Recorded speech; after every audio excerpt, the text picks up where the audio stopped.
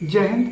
आज की इस वीडियो में हम समझेंगे प्रतिस्थापन विधि, जिसको हम इंग्लिश में सब्स्टिट्यूशन मेथड बोलते हैं। प्रतिस्थापन विधि क्या होता है, प्रतिस्थापन विधि का हम प्रयोग कहाँ करते हैं। तो देखिए, प्रतिस्थापन विधि क्या होता है। प्रतिस्थापन विधि को इंग्लिश में सब्स्टिट्यूशन मेथड बोलते हैं। ये दो समीकरणों को हल करने के लिए प्रयोग किया जाता है, जिसमें हमें एक्स वाई का मान निकालने के लिए प्रतिस्थापन विधि का प्रयोग किया जाता है। हालांकि आप x और y का मान अनेक बहुत सारी विधियां हैं जिससे आप x और y का मान निकाल सकते हैं। ठीक है, तो आइए हम प्रतिस्थापन विधि को इस पूरे समीकरण पे किस तरीके से हम प्रयोग करते हैं, तो आइए इस वीडियो में हम देखते हैं। ठीक है, तो आइए हम शुरू करते हैं इस वीडियो को। देखिए, प्रतिस्थापन विधि क्या होता है। जैसा कि मैंने आपको बताया कि प्रतिस्थापन विधि दो समीकरणों को हल करने के लिए, मतलब जिसमें से हम x और y का मान निकाल सकते हैं, उसको निकालने के लिए हम प्रतिस्थापन विधि का प्रयोग करते हैं। अब ये जो विधि है इस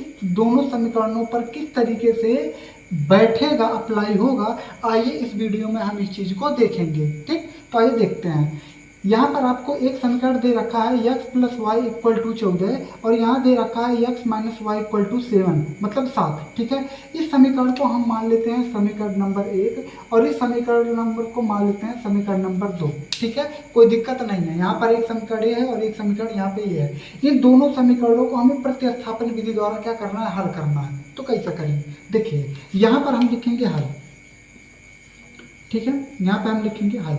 तो आइए हम देखते हैं कि हम इस समीकरण को किस तरीके से हल करते हैं। तो देखिए, इस समीकरण को हल करने के लिए, वो भी प्रतिस्थापन विधि से, आपको एक छोटा सा टेक्निक अपनाना है, जिसको हम कह सकते हैं छोटा सा एक मेथड अपनाना है। वो मेथड क्या है, इन दोनों समीकरणों को अगर जो आप बहुत ध्यान से देखें, तो अगर जो ध्यान से देखेंगे तो आपको कुछ इसमें समझ में आएगा। ठीक, यहाँ पे आप देखेंगे कि x का जो भी चिन्ह है, मतलब x के आगे का जो भी साइन है वो प्लस है। इस समीकरण में x के आगे का जो भी साइन है वो प्लस है। इस समीकरण में y के आगे का जो भी साइन है, मतलब चिन्ह है, वो प्लस है। लेकिन इस समीकरण में y के आगे का जो साइन है वो माइनस है। ठीक है, इससे हमें कोई लेना देना अभी नहीं है। मतलब इसमें x के आगे का, मतलब जो इन दोनों समीकरणों में x के आगे का जो भी चिन्ह है वो भैया प्लस है। लेकिन इसमें जो माइनस वाला चिन्ह है वो एक में प्लस और एक माइनस है। मतलब इसमें कुछ ना थोड़ा थोड़ा डिफरेंस है, मतलब अलग अलग है। ठीक, इससे हमें कोई दिक्कत नहीं है। हमने समझ लिया कि एक में प्लस है और एक में माइनस है, मतलब एक्स वाले में प्लस प्लस है और वाई वाले में प्लस माइनस है। ठीक, कोई दिक्कत यहाँ पे नहीं है। अब आगे देखते हैं। आप क्या करिएगा, आप या तो इस समीकरण को या तो इस समीकरण को, इन दोनों में से किसी एक समीकरण को आप उठा लीजिए। चाहे आप इसको उठाइए, चाहे आप इसको उठाइए, आपका मर्जी। तो मैं इसको उठाता हूँ, समीकरण नंबर 1 को। तो हम यहाँ से लिखेंगे समीकरण नंबर 1 से, समीकरण नंबर 1 से। ठीक, तो समीकरण नंबर 1 को उठाते हैं, तो जिससे हम जिसको लेकर चलेंगे पहले उसको हम यहाँ पे लिख लेते हैं। तो यहाँ से हो जाएगा x plus y equal to 14। क्या हो जाएगा यहाँ पे, x plus y equal to 14। ठीक है, ये आपका एक पहला समीकरण है यहाँ पे आपका। ठीक, अब हम क्या करेंगे, आप एक काम करिएगा, आप या तो x को स्थिर रखिएगा, y को पक्षांतर कर दीजिएगा। आप ऐसा काहे करेंगे, अभी बता रहे हैं। अभी हम समझेंगे कि हम इस चीज को ऐसा काहे करते हैं। तो देखिए, x को आप स्थिर रखिए, y को पक्षांतर कर दीजिए। यहाँ पे x को आप स्थिर रखिए, y को पक्षांतर कर दीजिए। आपका मन हो आप y को स्थिर रखिए, x को पक्षांतर कर दीजिए, कोई दिक्कत नहीं है। यहाँ पे हम क्या करते हैं, x को स्थिर रखते हैं और y को पक्षांतर कर देते हैं। तो यहाँ से हम x को स्थिर रखते हैं और y को यहाँ पे पक्षांतर कर देते हैं। तो यहाँ प्लस है ना, आगे जाके क्या हो जाएगा भैया, मतलब बराबर के उधर जाएगा ये वाला प्लस, तो माइनस का रूप ले लेगा। तो यहाँ से हमारा निकल के आता है x equal to 14 minus y. क्या निकल के आता है, x equal to 14 minus y. कोई दिक्कत नहीं है। ठीक, अब आगे देखते हैं। यहाँ पे समीकरण नंबर 1 माना, यहाँ पे समीकरण नंबर 2 माना। आप यहाँ पर समीकरण नंबर इसको क्या मान लीजिए 3 मान लीजिए। क्या मान लीजिए, 3 मान लीजिए। ठीक, कोई दिक्कत नहीं है। अब आइए आगे हम यहाँ से देखते हैं।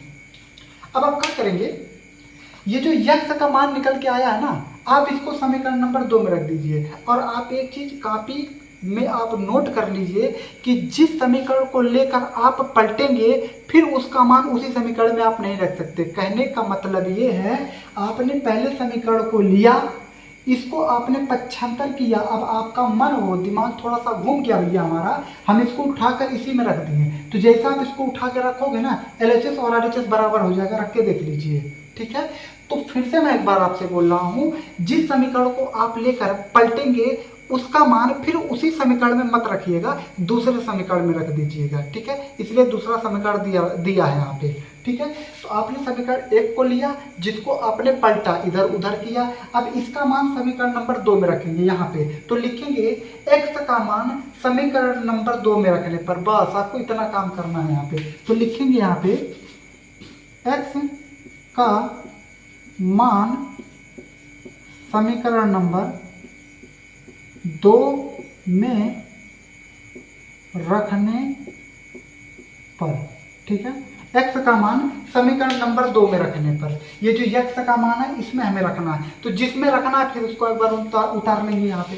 तो जिसमें हमें जिसको रखना है उसको हम उतार लेंगे, तो इसको एक बार उतार लेते हैं। तो x minus y equal to 7, ठीक है।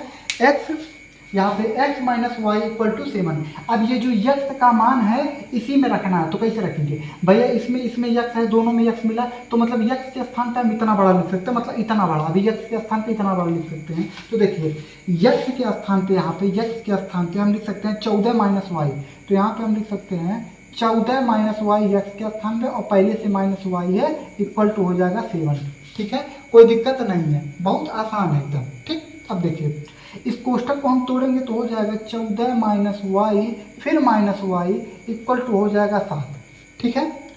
14 माइनस वाई फिर माइनस वाई इक्वल टू हो जाएगा 7। इसको हम क्या कर लेंगे, जोड़ लेंगे। देखिए यहाँ पे चिन्ह क्या दोनों का समान है, यहाँ पे चिन्ह क्या समान है, विपरीत होता तो कट जाते हैं। यहाँ पे चिन्ह क्या समान है, तो माइनस वाई तो हो जाएगा -2y, ठीक है। और यहाँ पे पहले से है 14 और इक्वल टू यहाँ हो जाएगा आपका 7।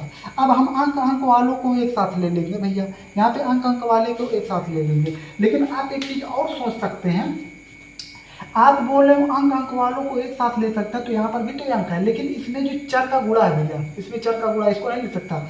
खाली जो एकदम सिंगल अंक है, जो एकदम सिंगल अंक है, उन्हीं को आपको लेना है यहाँ पे, ठीक है। तो आइए लेते हैं। तो देखिए 2y को -2y को इधर ही रहने दो, 7 यहाँ पे प्लस आ गया ना, उधर भेजेंगे तो हो जाएगा -14, ठीक है। मतलब ये वाला चिन्ह बराबर को उधर बदल जाता है, तो यहाँ पे हो जाएगा -2y इक्वल टू 7 में से, मतलब 7 में से -14 गया, मतलब -14 में से 7 गया, ठीक है। तो -14 में से 7 गया तो हो जाएगा -7, कितना हो जाएगा -2y इक्वल टू -7 हो जाएगा यहाँ पे, ठीक है। यहाँ मैं इस चीज़ को यहाँ पे लिखता हूँ, क्योंकि यहाँ पे अभी इसको मिटाना पड़ेगा, मुझे इसको देखना है, ठीक है। एक बार तो यहाँ पे मैं इस चीज़ को यहाँ पे लिखता हूँ, ठीक, यहाँ पे। तो अब आगे देखते हैं। देखिए यहाँ पे है, यहाँ पे हमारे पास है -2y equal to -7। Minus minus बराबर के अगर जो चिन्ह होगा तो उसको हम प्लस मान लेंगे, तुरंत प्लस कर दीजिएगा, माइनस माइनस करके प्लस हो जाएगा। तो y इक्वल टू हो जाएगा 7/2, कितना हो जाएगा, y इक्वल टू हो जाएगा 7/2। मतलब y के साथ ये अंक गुणे के फॉर्म में है, तो बराबर के उधर जाएगा, हो जाएगा भाग के। तो 7/2 y का जो मान निकल के आया वो कितना आया भैया, 7/2 निकल के आया। यहाँ पे y का मान आपका कितना निकल के आया, 7/2 निकल के आया, ठीक। हमें किसका मान चाहिए, अभी x का मान चाहिए, हमें y तो मिल गया, एक चर का मान मिल गया, दूसरे चर का मान चाहिए, x का मान चाहिए। तो हम क्या करेंगे, तो ये y का मान अगर जो आप इसी y के स्थान पे रख देंगे, देखिए y का मान इसी समीकरण नंबर 3 में रख दीजिए, तुरंत रखिएगा। आपका मान आप इस दोनों समीकरण में रख दीजिए, कोई दिक्कत नहीं है, तो भी मान सही नहीं आएगा। लेकिन अगर जब इस समीकरण में रखेंगे तो थोड़ा सा आसानी से हम निकाल सकते हैं, यहाँ पे कोई दिक्कत नहीं होगा, ठीक। तो हम क्या करते हैं, y का मान समीकरण नंबर 3 में रख देंगे, ठीक है। y का मान क्या करेंगे, समीकरण नंबर 3 में रख देंगे। तो आइए यहाँ पे हम रखते हैं, ठीक। आप क्या करिए, इस चीज़ का एक बार स्क्रीनशॉट लेके, या तो आप इसको कॉपी में नोट कर लीजिए, ठीक। तो मैं इसको मिटाता हूँ ताकि यहाँ पे थोड़ा सा जगह का यहाँ पे दिक्कत हो रहा है, ठीक। तो आप इसका एक स्क्रीनशॉट ले सकते हैं। अब हम आगे देखते हैं। तो देखिए यहाँ पे y का मान समीकरण नंबर 3 में रखना है, तो आप यहाँ से लिख देंगे y का मान समीकरण नंबर 3 में रखने पर, ठीक है। y का मान समीकरण नंबर 3 में क्या करने पर भैया, यहाँ पे रखने पर। ठीक है, तो हम y का मान जो है इसी समीकरण में रखेंगे। तो जिस समीकरण में रखेंगे उसको पहले हम यहाँ पे उतार लेते हैं। तो यहाँ से हो जाएगा x इक्वल टू, यहाँ हो जाएगा 14 माइनस वाई, क्या हो जाएगा 14 माइनस हो जाएगा y। ठीक है, अब इस y का मान इसके स्थान पर रखना है। तो y के स्थान पर हम 7/2 रखेंगे। देखिए y के स्थान पर हम कितना रखेंगे 7/2, तो हम यहाँ से लिखेंगे x equal to 14 minus y के स्थान पर हम कितना रखेंगे 7/2 रखेंगे यहाँ पे। तो हो जाएगा 7/, यहाँ पे हो जाएगा 2। ठीक है, अब इसको हमें हल करना है आगे। तो यहाँ से या, ठीक है, तो x इक्वल टू, आप इतने भी छोड़ दीजिएगा, अगर आपको कैलकुलेशन नहीं है तो आप इसमें भी छोड़ सकते हैं, लेकिन इसको हमें और अच्छे से करना। तो कैसे करेंगे, देखिए हम क्या कर देंगे, इसका एलसीएम ले लेंगे। तो इसका जब एलसीएम लेंगे तो हो जाएगा यहाँ पे 2। ठीक है, इसका हमें क्या करना है, एलसीएम लेना है। देखिए 14 माइनस वाई के स्थान पे हमने यहाँ से लिखा 7/2। ठीक है, अब हम इस दोनों का एलसीएम लेंगे इनका। तो 1 और 2 का एलसीएम 2 हो जाएगा। अब जब एलसीएम लिया जाता है ना तो बारी बारी से उसी में भाग दिया जाता है। 1 से जब 2 में भाग देंगे तो भैया कितना निकल के आया 2, और 2 का गुणा 14 में करा दीजिए। तो 2 14 में कराएंगे, देखिए 1 से 2 में भाग दिए तो आया कितना 2। अब इसका जो बचा है ना उसका ऊपर अंश में करा दीजिए। तो 14 दूनी हो जाएगा यहाँ पे 28। कितना हो जाएगा 28 माइनस, अब 2 का 2 में भाग देंगे तो बच्चा कितना है 1 का गुणा 7 में करा दिए तो हो जाएगा 7 यहाँ पे। ठीक है, तो यहाँ से हो जाएगा x इक्वल टू, अब 28 में से हमें कितना घटाना है भैया 7 घटाना है यहाँ पे। ठीक है, 28 में से कितना घटाना है भैया 7 घटाना है। तो 28 में से हम 7 घटाएंगे तो कितना हो जाएगा 21। कितना आ जाएगा 21 आ जाएगा। तो यहाँ से हो जाएगा 21 आपका हो जाएगा 2। यहाँ से जो x का मान निकल के आया वो कितना हो जाएगा 21/2 आ गया। यहाँ पे x यहाँ पे आपको दिख रहा होगा। ठीक है, तो मैं इसको यहाँ पे लिख देता हूँ। तो यहाँ से x का जो मान आया वो कितना आया 21 आ गया आपका 2। ठीक है, यहाँ से x का मान कितना निकल के आ भैया 21/2। तो इस तरीके से हम प्रतिस्थापन विधि द्वारा दो चर का अर्थात x और y का मान इस तरीके से हम क्या कर सकते हैं, इसको हम निकाल सकते हैं। ये एक ऐसी विधि है, मतलब कह सकते हैं कि बहुत छोटी विधि है, एकदम आसान तरीके से हम x और y का मान प्रतिस्थापन, जिसको हम सब्स्टिट्यूशन मेथड बोलते हैं, उसके द्वारा हम इस चीज़ को हम क्या कर सकते हैं निकाल सकते हैं। तो आई होप आपको इतनी बात समझ में आ रही होगी। अब इसमें हम क्या कर सकते हैं, आप बोल रहे हो कि x और y का मान हमने निकाल लिया, लेकिन आप हमें ये बताओ क्या यह आंसर सही है, आप हमें ये भी बता दीजिए। ठीक है, हालांकि ये सही है लेकिन इसको आप सही से प्रूव कर दीजिए। तो आप क्या करेंगे, आपको चेक करना है कि ये आंसर सही है गलत। तो आप एक काम करिएगा, छोटा सा एक काम करिएगा, आप क्या करिएगा x और y का मान डायरेक्ट आप समीकरण नंबर 1 और या तो समीकरण नंबर 2 में रख दीजिए। x और y का मान आप डायरेक्ट समीकरण नंबर 1 या समीकरण नंबर 2 में दोनों एक ही साथ रखिएगा यहाँ पे। ठीक है, दोनों एक साथ रखिएगा। यदि LHS और RHS दोनों सेम आ जाए तो हम बोलेंगे कि यह जो आंसर आपने निकाला है प्रतिस्थापन विधि से यह पूर्ण रूप से सत्य है, इसको यमराज भी नहीं काट सकता। ठीक, अब आइए हम इस चीज़ को करके देखते हैं यहाँ पे। ठीक, तो आइए हम आगे देखते हैं। ठीक है, जब हम x और y का मान इस समीकरण या तो इस समीकरण में एक साथ रखेंगे तो उसको हम एक क्रिया बोलते हैं, जिसको हम बोलते हैं उत्तर की जांच। क्या बोलते हैं भैया यहाँ पे, उत्तर की जांच। ठीक है, उत्तर की जांच। ठीक है, उत्तर की हमें क्या करना है, जांच करना है। तो उत्तर की जांच कैसे करेंगे, आप x और y का मान डायरेक्ट या तो समीकरण नंबर 1 में रख दीजिए, x y का मान आप डायरेक्ट या तो समीकरण नंबर 2 में रख दीजिए। तो जिसमें आप रखेंगे पहले उसको उतार लेते हैं। हम एक बार x में रखते 1 में रखते हैं, आप 2 में रख के देख लीजिए, कोई दिक्कत नहीं है। ठीक है, LHS और RHS सेम आना चाहिए, मतलब अगर जो इधर 14 है तो इधर भी 14 आना चाहिए, और यदि इधर 7 है तो इधर भी 7 आना चाहिए यहाँ पे। ठीक है, तो आइए देखते हैं।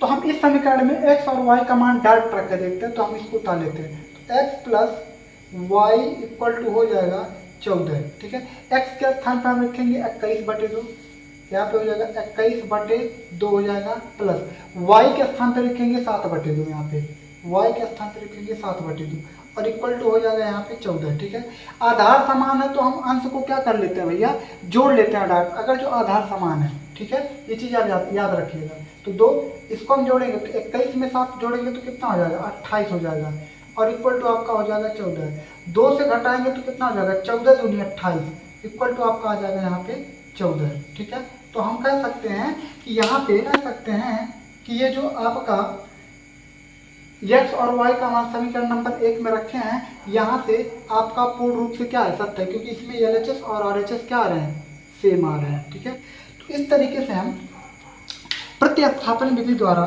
इन दोनों समीकरणों को एक आसान तरीके से हल कर सकते हैं। ठीक है, अब यहाँ से कभी कभी क्या होता है कि यहाँ पे तो सिंपल फंडा वाला क्वेश्चन था तो आपने आसानी से हल कर लिया, लेकिन अभी कभी कभी यहाँ पे x का गुणांक कुछ दे देता है, यहाँ पे x का गुणांक दे देगा या तो y का गुणांक दे देगा, उसको हल करने के लिए बोलेगा, तो आप सेम यही विधि लगाइएगा। ठीक है, सेम यही सब मेथड लगेगा, सेम एकदम।